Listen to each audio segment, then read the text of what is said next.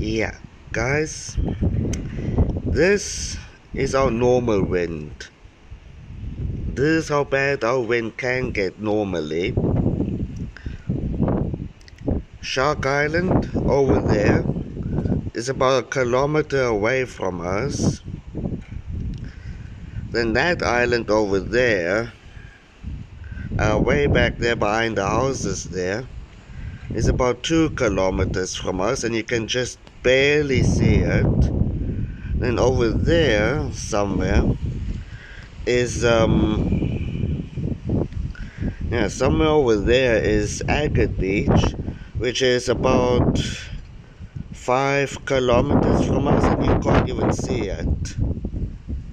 So yeah, this is how bad the wind can be.